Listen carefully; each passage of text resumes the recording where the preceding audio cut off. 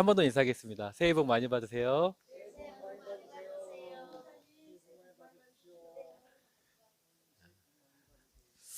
네, 오늘은 나팔을 부는 예배라는 제목을 가지고 송구영신 예배의 은혜를 좀 나누려고 합니다. 제가 성도님들께 한번 질문을 하고 시작을 할게요. 혹시 여기 송구영신 예배를 처음 오신 분 계신가요? 안 계시죠? 네. 우리 미나자매랑 효부명주 어디 갔지? 앞에 있구나. 몇 번 봤어요, 그죠? 네. 우리 신앙의 연수가 있으신 분들은 아이고 우리 은우가 왔구나. 피곤할 텐데 오늘 콩클 나갔다가 피곤한 몸을 이끌고 왔대요. 네. 본인은 너무 잘했다고. 우리 격려해 줄까요? 네. 아, 하나님의 하모니를 따라가는 시작과 끝을 따라가는 은우의 삶이 될 수 있도록 우리 함께 중보해 주시기를 부탁드리겠습니다. 네. 제가 이 질문을 드린 이유가 뭐냐면 혹시 이런 생각을 해보셨는지 궁금해서입니다. 어떤 생각이냐면 왜 우리는 송구영신 예배를 드려야 하는가? 혹시 고민해 보셨습니까? 혹시 궁금해 본 적 있으십니까? 우리가 왜 송구영신 예배를 드려야 할까요? 1년에 이 시기에 이 날은 모여서 예배를 드리잖아요. 우리가 말씀 카드 뽑으려고 송구영신 예배 드리는 날입니까? 마치 올 2023년도 다음에 나를 지켜주실 하나님 그 감사한 마음으로 그러니까 굉장히 중요하게 생각하는 게 말씀 카드를 뽑는 시간이잖아요. 그는 기대감의 예배입니까? 왜 송구영신 예배를 드린다고 생각하십니까? 네.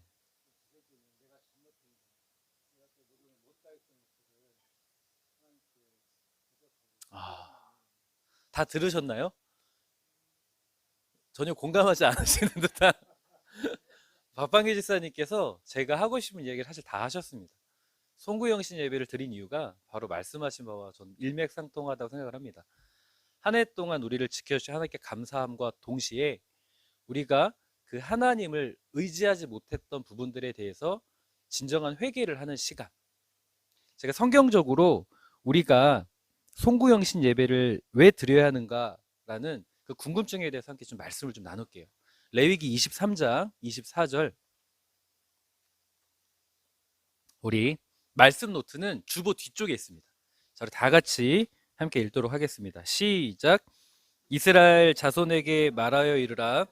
일곱째 달 곧 그 달 첫날은 너희에게 쉬는 날이 될지니 이는 나팔을 불어 기념할 날이요 성회라. 아멘. 하나님께서 모세를 통하여서 율법을 주셨죠. 명령을 주셨죠. 계명을 주셨죠. 규정을 주셨죠. 그때 레위기법에 의하면 하나님께서 첫날은 무엇으로 모여라? 성회로 모이라고 기록을 하고 있습니다. 지금 여기 일곱째 달 1일이에요. 일곱째 달 1일은 그 이스라엘 유대력으로 하면 이 새해 첫날이 됩니다. 지금 우리가 보고 있는 태양력, 달력, 이 태양력으로 보게 되었으면 10월 16일, 10월 16일이 날짜긴 하지만 그 이스라엘의 새해는 바로 10월 16일이라고 하지만 지금 저 성경이 말하고 파는 그 첫날, 새해를 의미하는 바예요. 날짜적인 뭐 10월 16일이다, 1월 1일이다 이런 개념적인 맞추기가 아니라 지금 하나님께서 우리에게 규정하시는 바가 뭐냐면 새해 첫날은 무엇으로 모여라? 성회로 모이라고 성경이 말을 하고 있다라는 겁니다. 그런데요, 성도님들, 어, 새해를 맞이해서 성회로 맞이할 때 어떻게 맞이하라고 성경은 말하고 있죠? 나팔을 불라고 말하고 있어요. 나팔을 불어라. 성도님들, 제가 그래도 설교를 여러 차례 했으니까 나팔을 부는 것에 대해서 한번 좀 기억나시는 게 있습니까? 네? 전쟁에 나갈 때. 그 전쟁에 나갈 때 나팔은 은나팔입니다. 지금 여기에서 나와 있는 나팔은 양각 나팔이에요. 양각 나팔. 쇼파르라고 해서 그 동물의 뿔로 만드는 그 양각 나팔을 이야기하는데요. 여기서 말하는 양각나팔은 언제 불렀냐면 첫 번째로는 전통적으로 유대교에서 왕의 취임식 때 쓰여졌습니다. 왕이 취임을 하면 그 양각나팔을 불렀어요. 언제 불렀다고요? 왕이 취임할 때. 그러면 성회로 모였을 때 양각나팔을 불었다라는 것은 어떤 걸 의미하겠습니까? 왕의 취임을 의미하는 거잖아요. 다 맞는 말씀이신데요. 가장 본질적인 의미는 하나님은 우리의 왕이시다라는 걸 선포하는 날입니다. 새해 첫날 나팔을 불어서 어떤 거를 선포하는 거냐면 하나님은 우리의 왕이십니다. 그것을 다시 한번 상기하고 기억하고 그런 삶을 살라고 말씀하시는 거예요. 그리고 두 번째로 양각나팔은 언제 불렀냐면 회개를 촉구할 때 불었습니다. 그들의 삶에서 뭔가 잘못됐을 때, 잘못한 부분이 있을 때 회개를 촉구하는 거예요. 근데 나팔을 불 때가 어떤 때라고요? 하나님은 우리의 왕이십니다잖아요. 그러면 다시 나팔을 부는 건 어떤 걸 의미하겠습니까? 회개를 촉구하는 거라고 했는데 하나님을 나의 왕으로 섬기는 삶을 못 살았을 때 부는 거예요. 다시약에서 나팔을 부는다는 건 새해를 맞이해서 하나님은 나의 왕이십니다를 선포함과 동시에 그런데 올 한 해를 되돌아보니 내가 하나님이 나의 왕 되신 삶을 살지 못했다라는 걸 겸손히 인정하는 겁니다. 그래서 성경에서도 새해 첫날은 새해를 맞이할 때 이제 한 해가 넘어갈 때 성회로 모이라고 하는데 그럴 때 내가 다시 하나님은 나의 왕이시다를 기억하면서 내가 그런 삶을 살지 못했던 것을 무엇하는 날? 회개하는 날이라는 거예요. 그래서 박판기 집사님께서 너무 잘 말씀해 주셨어요. 송구영신 예배는 말씀 카드를 뽑기 위해서 마치 하나님이 나의 방패처럼 다 맞는 말이지만 도끼 방망이가 되어주시는 것이 아니라 이날은 내가 하나님의 자녀로서 하나님을 나의 왕으로 섬기지 못한 것을 겸손하게 인정하고 다시 결단하는 날이에요. 하나님은 나의 왕이 되어 주십시오. 그것이 바로 송구영신 예배의 성경적 의미입니다. 이제 왜 우리가 송구영신 예배를 드리는지 좀 아시겠어요? 네. 반드시 드려야 됩니다. 그런데 이 회개는 단순히 반짝하는 회개가 아니었습니다. 27절, 28절 우리 함께 읽겠습니다. 시작. 성회를 열고 너희 하나님 여호와 앞에 속죄할 속죄일이 됨이라. 아멘. 새해 첫날 나팔을 불어서 회개를 촉구합니다. 그런데 며칠 동안 이 속죄일을 가져요? 열흘 동안. 그리고 그 10일째 날은 대속죄일이라고 해서 그 회개에 대한 예배를 다시 드립니다. 이 회개가 어떤 회개였습니까? 그냥 잠깐 오늘 예배 때 회개하고 가야지 이런 회개가 아니라 올 한 해를 정말 상기하면서 내가 이런 것들이 있었구나. 내가 하나님의 자녀로서 하나님을 나의 왕으로 인정한다면서 하나님을 의지한다면서 정말 의지하지 못했던 것을 다 생각하는 거예요. 그러면서 그 하나하나를 꺼집어내서 하나님 나를 용서해 주시고 나를 변화시켜 달라는 정말 간절한 회개였다는 겁니다. 왜 하나님께서 이 규정을 주실 때 새해에 회개의 예배를 드리라고 했을까요? 왜 회개의 예배를 드리라고 했겠습니까? 자, 질문해 볼게요, 성도님들. 회개할 때, 네, 반성도 맞죠? 회개할 때 혹시 어떠한 은혜를 경험해 본 적 있으십니까?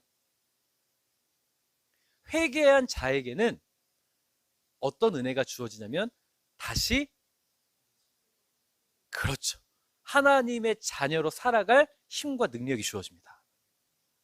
실예로 우리나라 영적 대부흥 운동이 언제 일어났냐면 1907년 우리나라 굉장히 그 기독교 역사에서 굉장히 유명한 영적 운동이 있어요.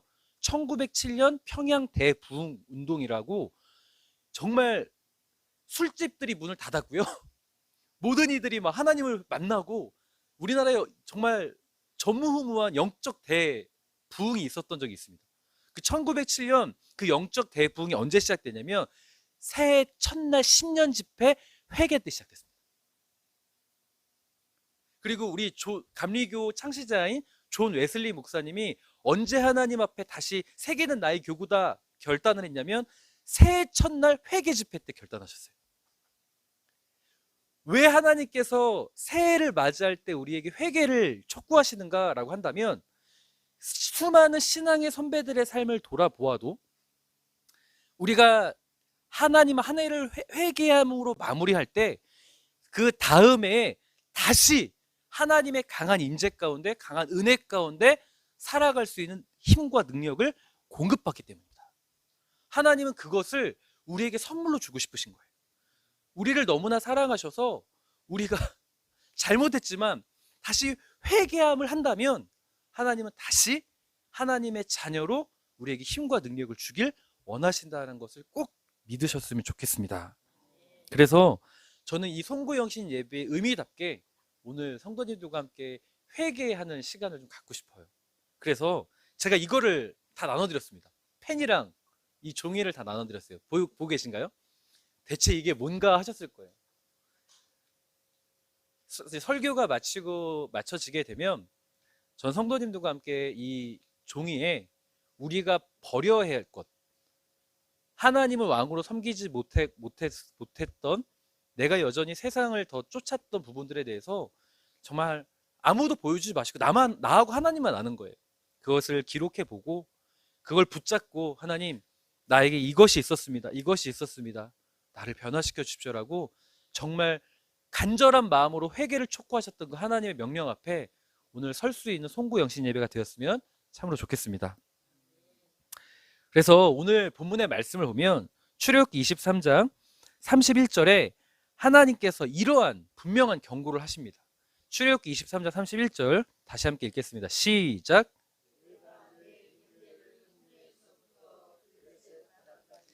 광야에서부터 강까지 정하고 그 땅의 주민을 내 손에 넘기리니 내가 그들을 내 앞에서 쫓아낼지라. 아멘. 하나님께서 모세를 통하여서 이스라엘 백성들에게 말씀하셨죠. 너희들에게 줄 약속의 땅이 있다. 그 약속의 땅이 어느 땅이에요? 가나안 땅이죠. 그런데 이 가나안 땅 경계를 지금 말씀하시는 거예요. 어디서부터 어디까지야? 그 가나안 땅에 무엇을 쫓아내라고 말씀하세요? 가나안 살고 있는 족속들을 쫓아내라고 말씀하십니다. 왜 쫓아내라고 말씀하시냐면 33절 후반절 함께 읽겠습니다. 시작. 그들이 너를 내게 범죄하게 할까 두려움이라. 아멘. 그 이유는 간단합니다. 가나안의 모든 문화가 이스라엘 사람들을 유혹하고 그들로 하나님으로부터 멀어지게 하는 많은 요소가 있기 때문이었어요. 하나님의 자녀로 살아가는데 이 약속의 땅, 하나님의 주신 축복의 삶을 살아가기 위해선 하나님은 촉구하시는 거예요. 이 세상의 것들, 하나님으로부터 하나님을 나아오지 못하게 하는 그런 것들을 반드시 너의 삶에서 이겨내고 쫓아내라는 하나님의 명령이 주어집니다. 자, 이스라엘 백성들이 뭐라고 했을까요? 하나님께서 이렇게 말씀하셨을 때 24장 3절 함께 읽겠습니다. 시작. 여호와께서 말씀하신 모든 것을 우리가 준행하리이다. 아멘. 그 말을 듣고 뭐라고 했냐면 네 알겠습니다 하나님. 네 다 하겠습니다 라고 대답합니다. 제가 여기서 이런 상황과 똑같은 거예요. 내년 2023년도 살아가는 성도님들 하나님께서 우리 성도님 축복해 주실 겁니다.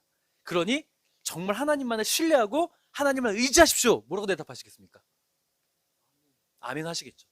내가 절대 하나님을 신뢰하겠습니다. 할 거예요, 안 할 거예요? 자녀들을 다 형통케 하시고 정말 약속의 땅으로 보내시고 범사에 모든 것 잘 되게 하신대요. 자, 그런데 그러려면 하나님을 온전히 신뢰하고 세상의 문화에 젖어들지 말라고 하나님께서 촉구하셨어요. 뭐라고 대답하시겠습니까? 그냥 아멘만 하실 겁니까?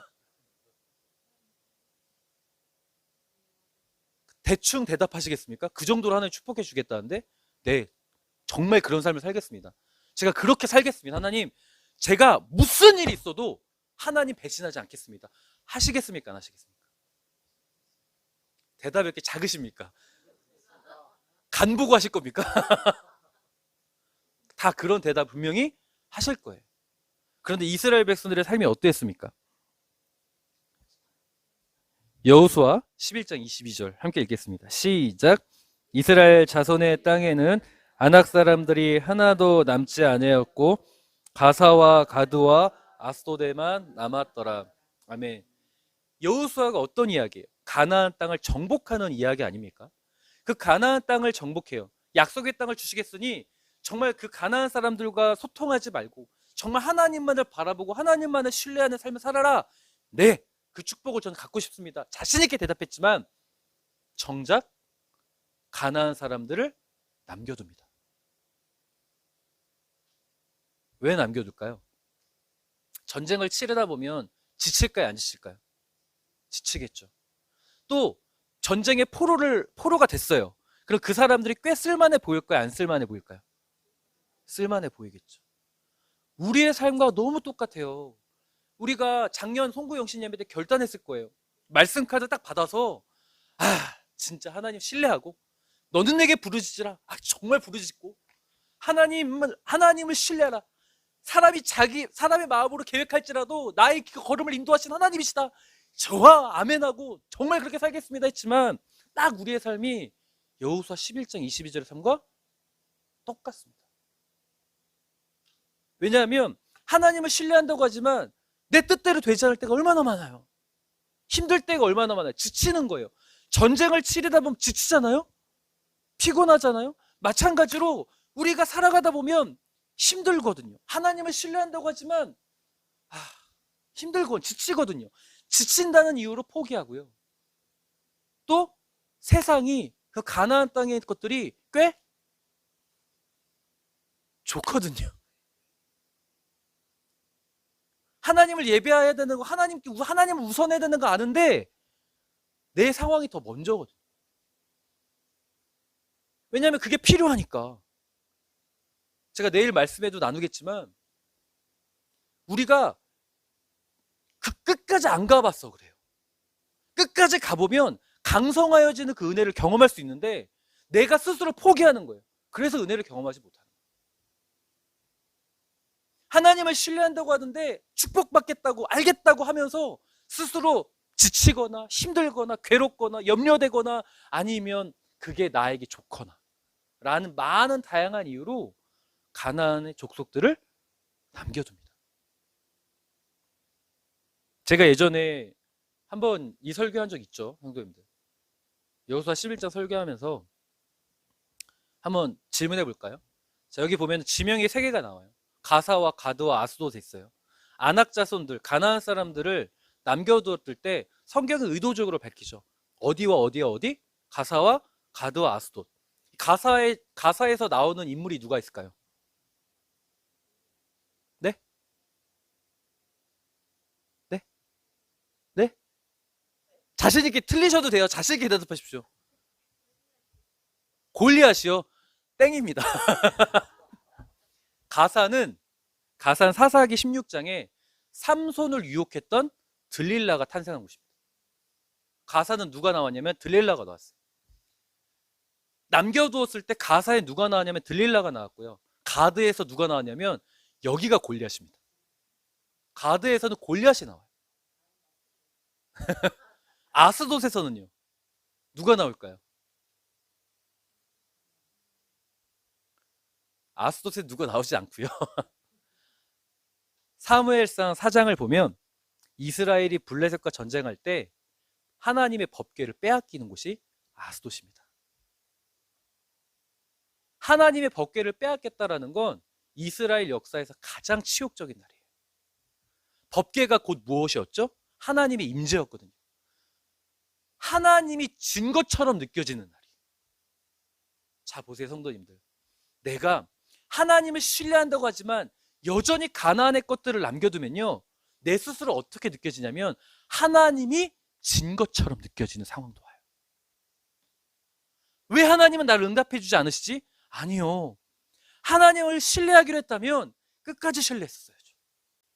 내가 스스로 지쳤다는 이유로 내가 유혹받는 거예요. 들릴라가 와서 유혹하고요. 골리앗이 와서 공격하고 위협했을 때 나를 두렵게 하는 일들이 너무 많거든요.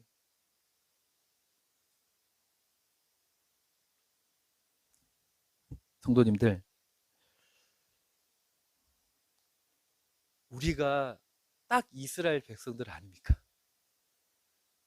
한 해를 시작할 때 정말 하나님만을 바라보겠습니다 라고 결단했지만, 딱 여호수아 11장의 말씀처럼 다양한 이유를 가지고 하나님보다 세상을 더 우선했던 것들이 우리였다는 것을 겸손히 인정할 수 있었으면 참으로 좋겠습니다. 그래서 저는 이걸 드린 거예요. 올 한 해 누구를 보여주지 마십시오. 이제 좀 작성해 볼 거예요, 성도님들. 올 한 해 내가 한 해를 돌아보면서 내가 정말 하나님을 사랑한다고 했지만, 하나님을 의지한다고 했지만, 내가 뭘 그렇게 두려워했는지, 두려워했던 것도 적어보시고, 내가 여전히 세상에 어떤 것을 더 추구하고 살아왔는지, 여전히 버려야 되고 멸해야 됐던 것들을 버리지 못하고 멸하지 못했던 것들이 무엇이 있는지, 제가 5항목을 놔뒀지만 하나를 적어도 좋고, 정말 간절한 마음으로 내가 이것을 좀 회복하고 싶고 이것을 버리고 싶다는 것이 있다면 오늘 그것을 좀 적고 우리 앞에 하나님 앞에 간절히 회개하는 시간을 좀 가졌으면 참으로 좋겠습니다. 평양 대붕이 운동이 일어났던 은혜는 새해 첫날 회개의 날로 시작됐습니다. 사랑하는 성도님들, 성도님들의 삶과 가정의 부흥이 일어나고 우리 어부들 교회 부흥이 일어나는 건 새해를 맞이하는 이날 우리가 다시 회개하는 순간부터 시작될 줄 믿습니다. 나의 자녀들과 나의 가족들과 나의 형제들과 나의 사랑하는 교우들과 또 우리 교회가 하나님의 약속을 가운데 서기를 원하신다면 우리가 다시 나팔을 불었으면 좋겠습니다. 하나님은 나의 왕이십니다. 그러나 왕대심을 인정하지 못했던 것을 회개하는 오늘 이 시간이 되었으면 참으로 좋겠습니다.